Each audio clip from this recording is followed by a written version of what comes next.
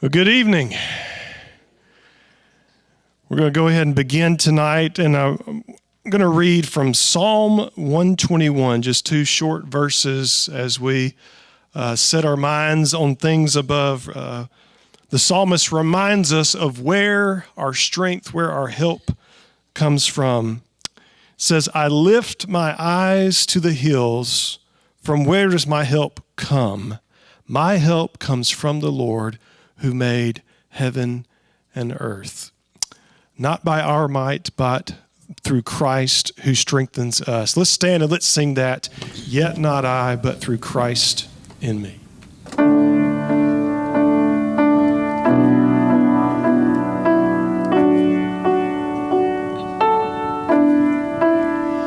What gift of grace is Jesus my Redeemer? There is no more for heaven now to give.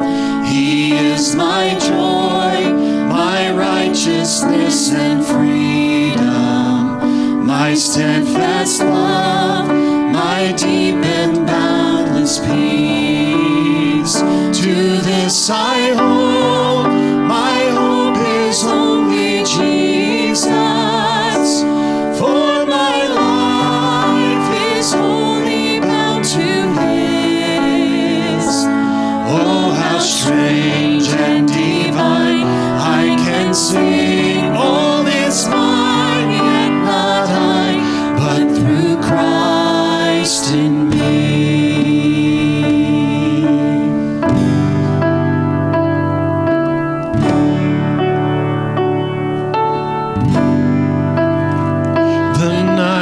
Dark, but I am not forsaken, for by my side the Savior He will stay. I labor on in weakness and rejoicing, for in my need His power is displayed. To this I hope, my shepherd will defend me. Through the deepest valley He will lead.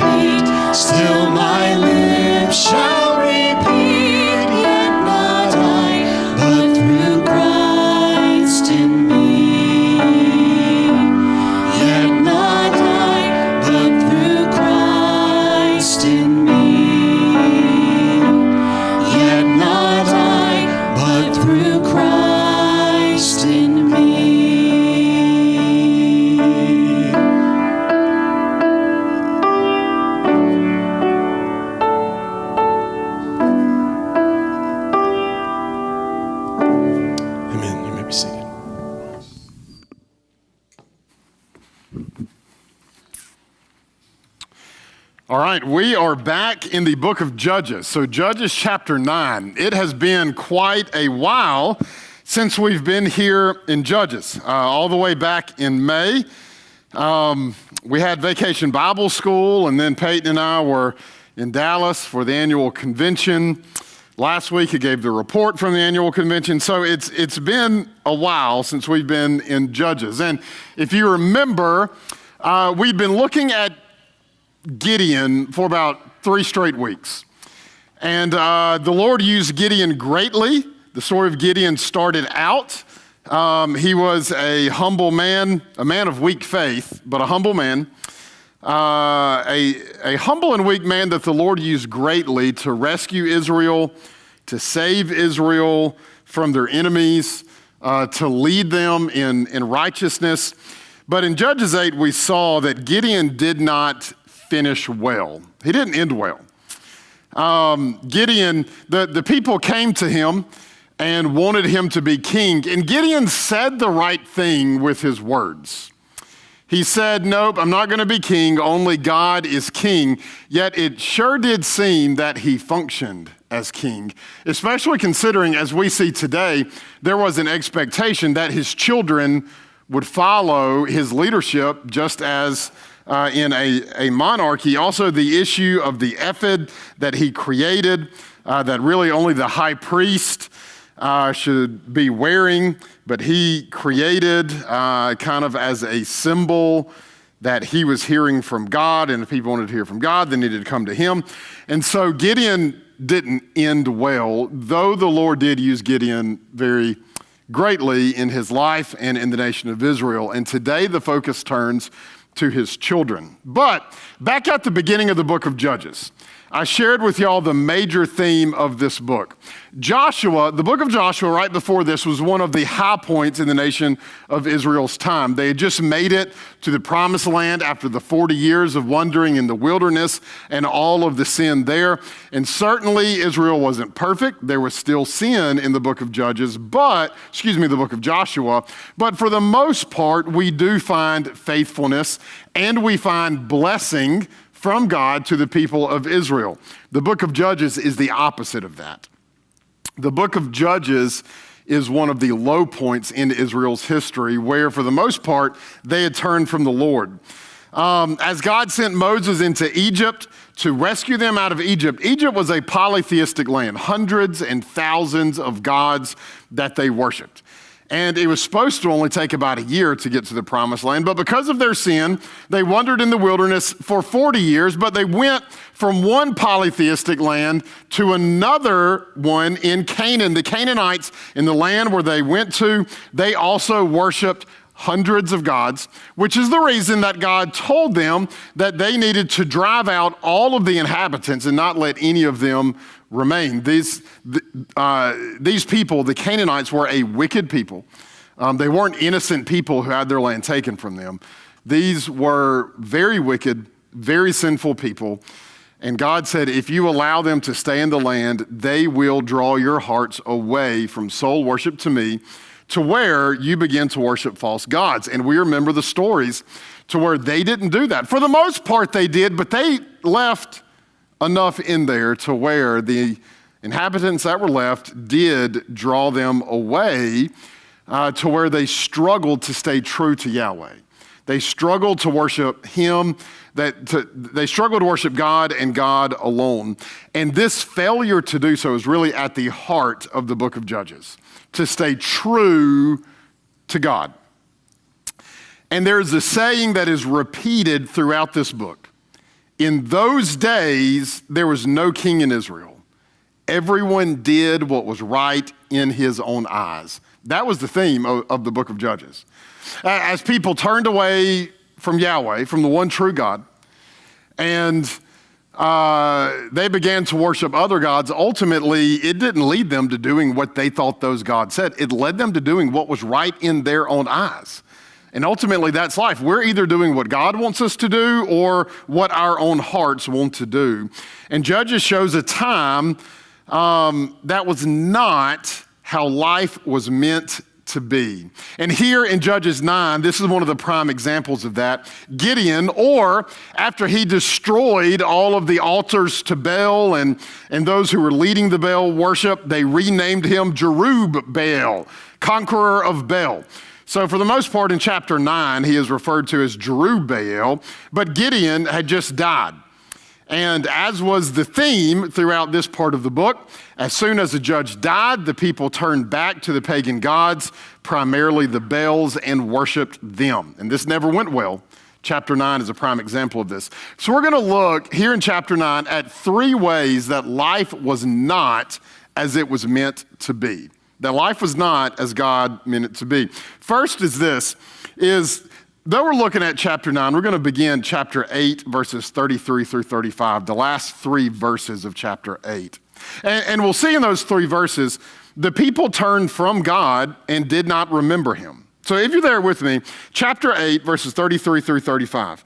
As soon as Gideon died, the people of Israel turned again and whored after the Baals and made Baal Berith their god. And the people of Israel did not remember the Lord their God, who had delivered them from the hand of all their enemies on every side. And they did not show steadfast love to the family of Jerubbaal, that is Gideon, in return for all the good that he had done to Israel. Now, in saying that they did not remember the Lord their God, this does not mean that they literally forgot who God was. Rather, what they knew of God exercised no control over them. They still remembered everything. They still knew who God was, but their knowledge, their understanding of God held no grip on their lives. It held no grip on their loyalties. It exercised no control over them. They remembered him, but that remembrance had no impact on them. They knew all the Sunday school answers. You could give them a pop quiz. They would get the right answers, but that knowledge did not lead to any form of commitment to him.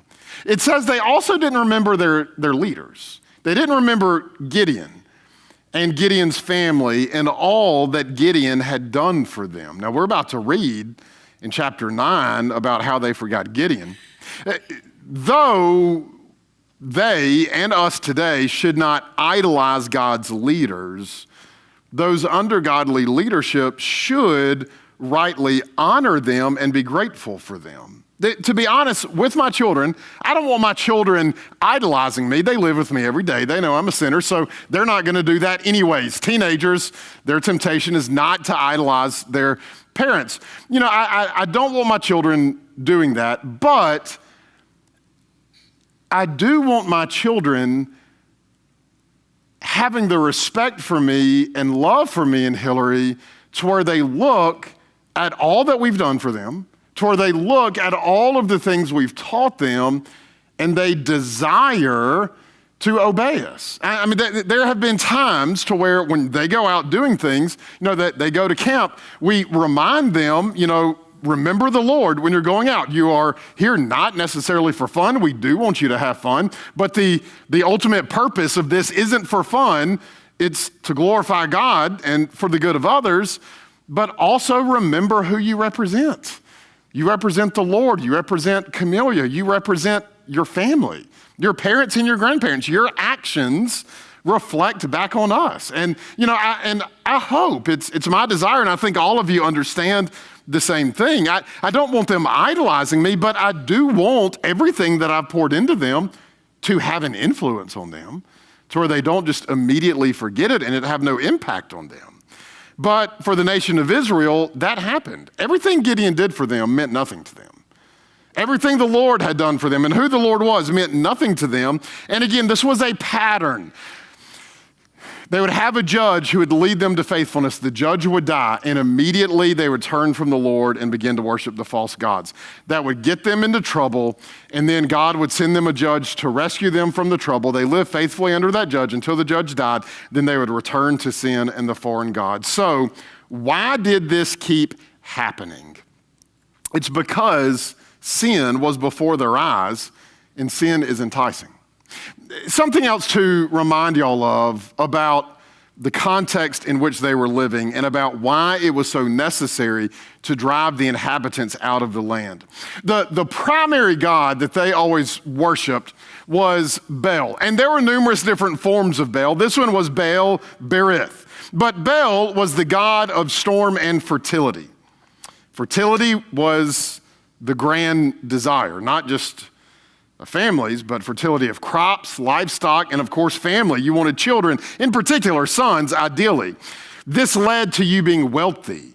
If you had a lot of children, of crops and livestock, you were wealthy. So fertility was incredibly important. And for the Canaanites, they viewed Baal as being in charge of fertility.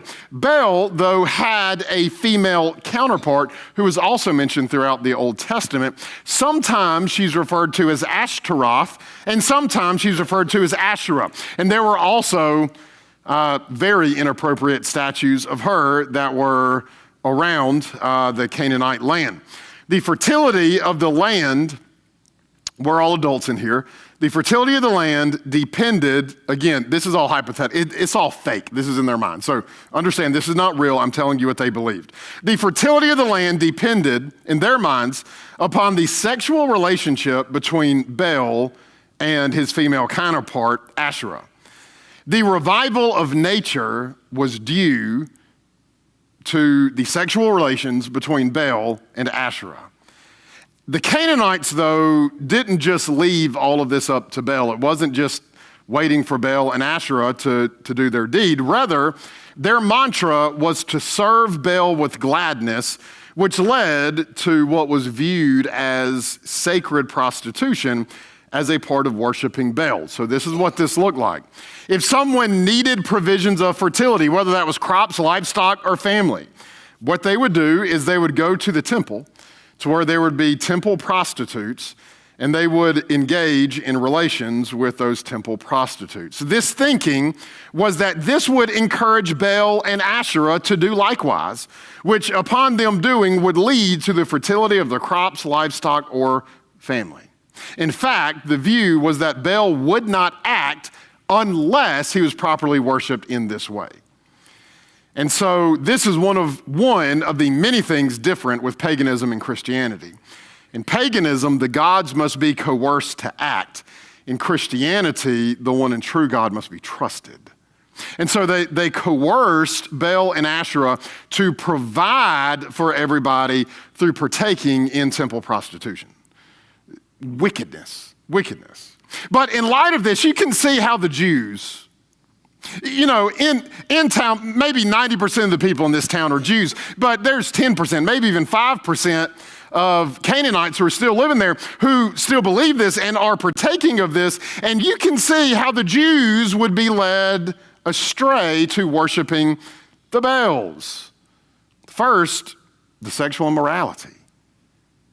Sexual immorality is tempting because God created sex to be enjoyable. And so sexual immorality, in our cursed minds, we believe that is a quick and easy path to pleasure. We believe that it is enjoyable, at least at first, but Hebrews 11:24-26 talks about the fleeting pleasures of sin. Sexual immorality brings pleasure, but only temporarily. They did not trust that sexuality, according to God, which is within the bounds of a marriage between one man and one woman, is the most fulfilling sexuality. They didn't trust God that obedience to him was the best and most satisfying. Secondly, why this was so tempting, the idea that they can coerce the gods instead of having to sit back and trust. I mean, just think about the Jews. God had told them, I'm your father, I know all of your needs, I will provide for you, just sit back and trust me. Listen, we don't like that answer today. So wait, I'm just supposed to trust God, and God in his time is supposed to provide for me? And also the reality that quite often when God does provide, he doesn't provide in the way we expected him to or the way we wanted.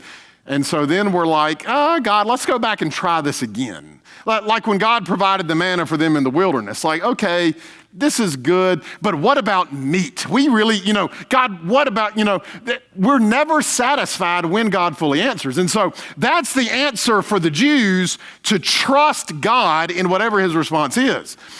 But then their neighbor says, wait, you're just supposed to sit back and trust God? Let me show you what we do. Why don't you come to our temple? And so, then you're going down to the temple and it's like, this is how we believe that we get what we want. Well, that's a little more exciting. And so the temptation for the Jews, when all of that other stuff is taking place, constantly drawing them to that. And so the judge dies, the religious spiritual leader for Israel dies, and immediately their eyes go back to those other ways. And for so many of us today, just like the Jews then, our natural instinct is to take the easy route. Receiving pleasure immorally, whether it's sexual or of any other nature, to find pleasure is regularly easier, at least in our minds, from finding it biblically. I can just use my money to just go and buy whatever I want to buy. I can just go spend my time however I want to spend my time. I can receive pleasure however I want to receive pleasure, instead of trusting that the God of all of creation, the God who created you and knows you exactly better or knows you infinitely better than you know yourself, that he knows exactly what is best for you and he knows what will bring you the most pleasure. And he tells us in this book what will ultimately bring us the most pleasure. Yet sin offers an easy, quick route. And our natural instinct is to take it. All of us want an easier way to riches, assuming that riches and possessions will be what makes us happy. It takes intentionality to remember that the Creator is more blessed than the creation, especially a cursed creation. It takes intentionality to notice when our hearts are beginning to wander towards that cursed creation and away from the Creator. It takes intentionality both from ourselves and others to keep us on the right path and for us to not wander. For Israel, when they would lose their spiritual leader, they wandered. Think about the great line from the hymn, "Prone to wonder, Lord, I feel it." I think we all understand that, how easy that is to do exactly what the Israelites did. What are you doing to be intentional in your faith, to keep your nose to the ground, to make sure that you aren't wandering? We must not only remember, but we must let that remembrance drive our commitment. Now, second way that life was not the way that it should is that Abimelech, for one thing, Abimelech shouldn't have even been king, but even as king, Abimelech led for his own glory and good. Abimelech led for his own glory and good instead of the glory of God and the good of the people. So, Judges 9, this is a little bit longer passage, but verses 1 through 34. Judges 9, 1 through 34. Now Abimelech, the son of Jerubbaal, went to Shechem to his mother's relatives and said to them and to the whole clan of his mother's family, so let's pause here. If you remember back from Judges 8, Abimelech was Gideon's son, not through a wife, but through a concubine who lived in a different town. So there were issues with Gideon too. But anyways, this son of the concubine, this illegitimate son of Gideon, went to the clan of his mother's family and said, "Say in the ears of all the leaders of Shechem, which is better for you, that all 70 of the sons of Jerubbaal rule over you, or that one rule over you. Remember also that I am your bone and your flesh." And his mother's relatives spoke all these words on his behalf in the ears of all the leaders of Shechem. And their hearts inclined to follow Abimelech, for they said, "He is our brother." And they gave him 70 pieces of silver out of the house of Baal Berith, with which Abimelech hired worthless and reckless fellows who followed him. And he went to his father's house at Ophrah and killed his brothers, the sons of Jerubbaal, 70 men on one stone. But Jotham, the youngest son of Jerubbaal, was left, for he hid himself. And all the leaders of Shechem came together, and all Beth Millo, and they went and made Abimelech king by the oak of the pillar at Shechem. When it was told to Jotham, he went and stood on top of Mount Gerizim and cried aloud and said to them, "Listen to me, you leaders of Shechem, that God may listen to you. The trees once went out to anoint a king over them, and they said to the olive tree, 'Reign over us.' But the olive tree said to them, 'Shall I leave my abundance by which gods and men are honored and go hold sway over the trees?' And the tree said to the fig tree, 'You come and reign over us.' But the fig tree said to them, 'Shall I leave my sweetness and my good fruit and go hold sway over the trees?'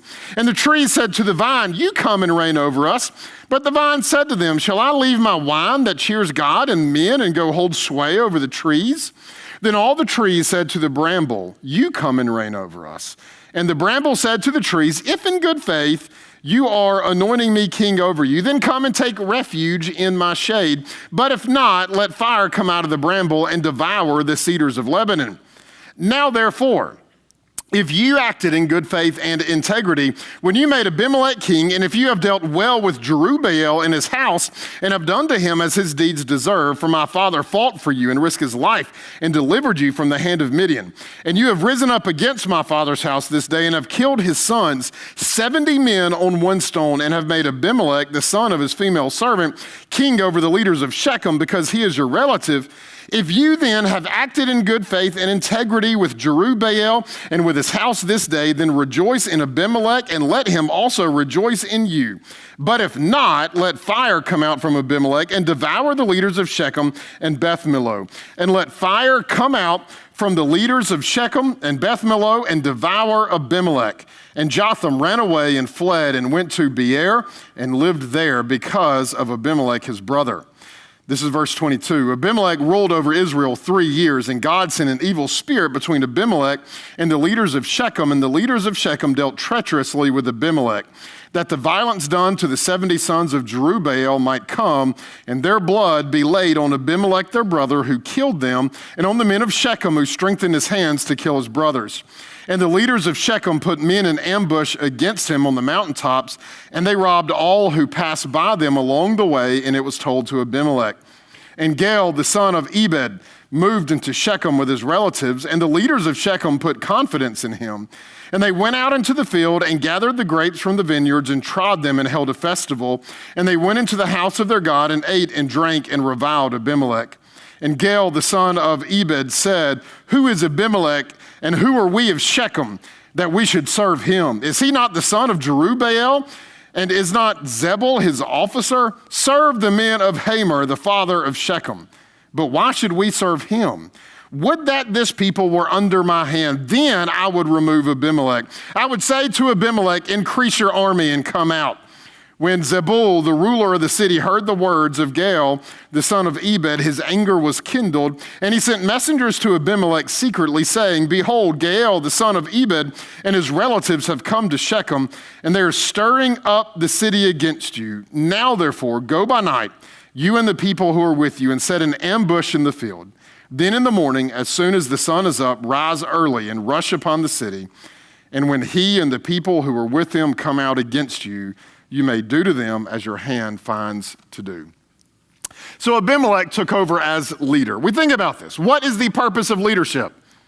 1 Timothy 2 says that kings and those who are in high position lead so that we may have a peaceful and quiet life, godly and dignified in every way. 1 Peter 2:14 says that leaders lead to punish those who do evil and to praise those who do good. Every form of leadership is to this end, to do good to the people who you serve, who are under you, and as Christians, we do all for the glory of God, even as parents. Ephesians 6:2-3 says, children, we're really beginning in verse 1, children, obey your parents in the Lord, for this is right. He says, it says, honor your father and your mother. That's verse 2. Honor your father and your mother, for this is the first commandment with a promise. And so then verse 3, why should I honor my father and my mother? One, because God said so. But secondly, verse 3 says, so that life may go well with you and that you may live long in the land. Children, obey your parents so that life may go well for you. And so what do we as parents learn is that even in our authority, in our leadership over our children, that's what's driving our leadership over them. That life may go well with our children and that they may live a good, long life. Well, that was not Abimelech's focus. Abimelech, again, was Gideon's son through a concubine. In that time period, concubines were for the most part secondary wives. And again, this was sinful. Just because even leaders in Israel had concubines doesn't mean it was right. It is always condemned. But concubines were for the most part secondary wives. It appears that this one did not live with him. Most of the time, they at least lived with them and they took care of them, even if they didn't share the same status as their wife or the plural wives. But Abimelech's mother was probably rejected and looked down upon, as well as the son from that relationship, Abimelech. And so it is quite likely that bitterness from that rejection spurred on a lot of Abimelech's actions. So Abimelech, again, the son of Gideon's concubine, goes to the city and says, to the city that he grew up in, and says, what would you rather? One of your own ruling over you or his 70 other sons that are outsiders? Because I'm one of you, I'm going to take better care of you than 70 people who don't care about you. So they give Gideon money. He goes, not Gideon, they give Abimelech money. He goes and he hires some thugs. They go to Ophrah and they butcher 70 of Gideon's sons. But one of the sons escaped, the youngest, Jotham. And he goes to Mount Gerizim, interestingly enough, which means the Mount of Blessing, and he unleashes a curse upon Shechem. He tells a fable about how they anointed bramble or thorn bush as king ahead of beneficial trees. Trees that produce rich oil and sweet fruit and cheerful drink. Bramble is good for nothing, not even to offer shade. It's a thorn bush. It's good for nothing except to fuel a fire. And he's saying, you anointed bramble as king. The trees refuse to rule over everyone because in this fable, production for the community is better than authority over the community. Well, the thorn bush, since it can't provide anything good, again, not even shade, doesn't have anything to provide. So the thorn bush takes the authority.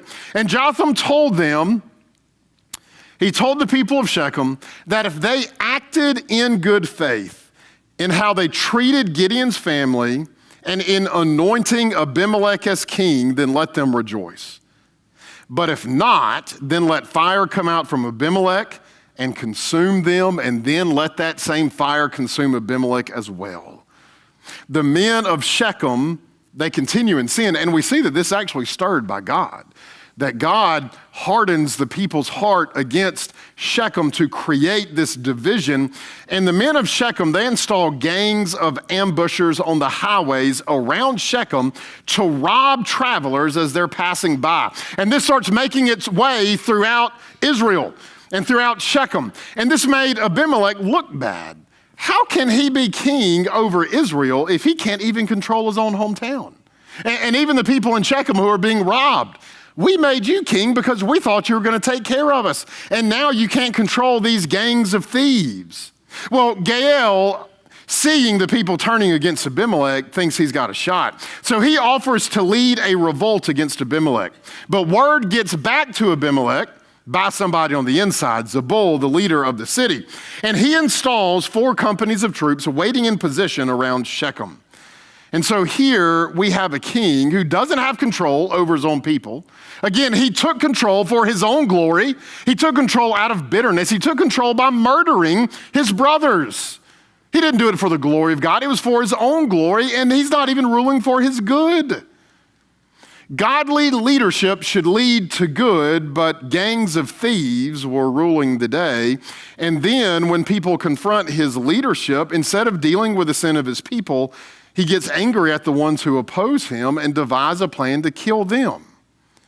For us, what drives our leadership? For parents, what motivates you? Is it so that your children can live long in the land and live well for the glory of God? Or are you just trying to get them to hush and leave you alone so that you can have a little peace and quiet? I know what my temptation is. It's just, you have not stopped talking for 10 minutes. Just 30 seconds, just 30-second break. Like just peace and quiet, just please. What drives why we do what we do? Are you just trying to get them graduated? Or are you driven for the glory of God and your good? Teachers at school, bosses at work, authorities in society. Is it your glory that you are leading for, or is it God's glory? Your good or your subordinate's good? Third way that life is not the way that it should have been. Judgment and destruction instead of blessing comes upon God's people. So this finishes up, again, another long passage, but we'll get there. Verses 34 through 57. So Abimelech and all the men who were with him rose up by night and set an ambush against Shechem in 4 companies. And Gaal, the son of Ebed, went out and stood in the entrance of the gate of the city. And Abimelech and the people who were with him rose from the ambush. And when Gaal saw the people, he said to Zebul, "Look, people are coming down from the mountaintops." And Zebul said to him, "You mistake the shadow of the mountains for men." Gaal spoke again and said, "Look, people are coming down from the center of the land, and one company is coming from the direction of the diviner's oak." Then Zebul said to him, "Where is your mouth now? You who said, 'Who is Abimelech that we should serve him?' Are not these the people whom you despised? Go out now and fight with them." And Gaal went out at the head of the leaders of Shechem and fought with Abimelech. And Abimelech chased him, and he fled before him. And many fell wounded up to the entrance of the gate. And Abimelech lived at Arumah, and Zebul drove out Gaal and his relatives so that they could not dwell at Shechem. On the following day, the people went out into the field, and Abimelech was told. He took his people and divided them into 3 companies and set an ambush in the fields. And he looked and saw the people coming out of the city. So he rose against them and killed them. Abimelech and the company that was with him rushed forward and stood at the entrance of the gate of the city, while the 2 companies rushed upon all who were in the field and killed them. And Abimelech fought against the city all that day. He captured the city and killed the people who were in it. And he razed the city and sowed it with salt. When all the leaders of the tower of Shechem heard of it, they entered the stronghold of the house of El-Berith. Abimelech was told that all the leaders of the tower of Shechem were gathered together. And Abimelech went up to Mount Zalmon, he and all the people who were with him. And Abimelech took an axe in his hand and cut down a bundle of brushwood and took it up and laid it on his shoulder. And he said to the men who were with him, "What you have seen me do, hurry and do as I've done." So every one of the people cut down his bundle, and following Abimelech, put it against the stronghold, and they set the stronghold on fire over them, so that all the people of the tower of Shechem also died, about 1,000 men and women. Then Abimelech went to Thebez and encamped against Thebez and captured it. But there was a strong tower within the city, and all the men and women and all the leaders of the city fled to it and shut themselves in, and they went up to the roof of the tower. And Abimelech came to the tower and fought against it and drew near to the door of the tower to burn it with fire. And a certain woman threw an upper millstone on Abimelech's head and crushed his skull. Then he called quickly to the young man, his armor bearer, and said to him, "Draw your sword and kill me, lest they say of me, 'A woman killed him.'" And his young man thrust him through, and he died. And when the men of Israel saw that Abimelech was dead, everyone departed to his home. Thus God returned the evil of Abimelech, which he had committed against his father in killing his 70 brothers. And God also made all the evil of the men of Shechem return on their heads, and upon them came the curse of Jotham, the son of Jerubbaal. Jotham had prophesied that fire would consume both Shechem and Abimelech, and that came true. Gaal goes out the gates and he sees them coming and states to Zebul, who happened to be the insider who tipped off Abimelech, that it looks like men are coming out of the mountains. And Zebul tells him that his eyes must be playing tricks on him. But Gaal looks back and says, "No, with certainty, those are people that are coming." To which Zebul then replies sarcastically, "Where is your mouth now?" Gaal and his supporters are easily destroyed, but Abimelech is still mad. The next day, his men sealed off, escaped from the city, and 2 other groups killed all the men farming in the field and then destroyed the whole city, even burning up the tower that all the city leaders escaped to. Thebez, another city, we don't know why he was angry at them. Most likely, they had decided to be part of Gaal's rebellion, but we don't know for certain. But he goes to Thebez, a few miles away, and Abimelech, in his anger, went to destroy it. Since setting fire to the tower worked so well last time, certainly that would work again. But as he approached the tower, an unnamed woman drops a massive stone on his head. Verses 22 through 25 make clear that this was the Lord's doing, that the Lord instigated all of this, that the Lord was behind it, that this was divine judgment. God had told them repeatedly what would happen if they abandoned him for false gods. Shechem was punished for their support of Abimelech and approval of the murder of Gideon's sons. But more than that, the focus here is on Abimelech and how he died. He was humiliated. Think about Ehud and Jael. Ehud was humiliated that he was killed by a woman, Jael. But Jael was a prominent woman. This was just some obscure woman. We don't even know her name. A random woman killed the leader and wicked king of Israel, Abimelech. God not only took his life, but did it in a humiliating way. But even more than that, and this is the most important, how he died, his head was crushed. Think with me to Genesis 3:15. Curses are given to Adam and Eve, and then curse giving to Satan. And he tells Satan, there will be a child from the woman, and you will bruise his heel, but he will bruise your head. And he says there will be enmity between the offspring of Satan and the offspring of the woman, and that offspring of the woman will bruise your head. Romans 16:20, Paul says there that, I'll actually read that. I like Romans 16:20. He says the God of peace will soon crush Satan under your feet. The God of peace will soon crush Satan under your feet. You think about all of those who are opposed to the people of God throughout the Bible, the leaders of those people, how many times they died by means of their head, getting their head chopped off, a stake being driven through the temple in their head, Absalom getting his head caught in limbs, he's hanging from his head while somebody stabs him. It is by their head that the enemies of God regularly die. Why? Because of Genesis 3:15. God said that he will bruise the head and crush the head of Satan. That happened with all those that Satan raised up to oppose God and his people.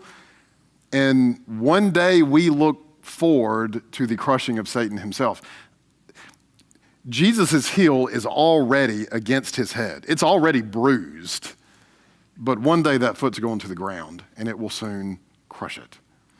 And for those who have placed their faith in Jesus and have remembered Jesus and kept their eyes on Jesus, we have the blessing.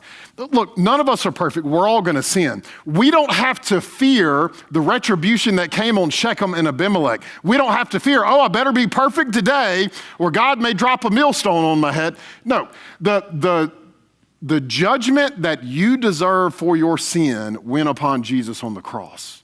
We deserve everything that Abimelech got. We deserve everything that Shechem got, but Jesus took that.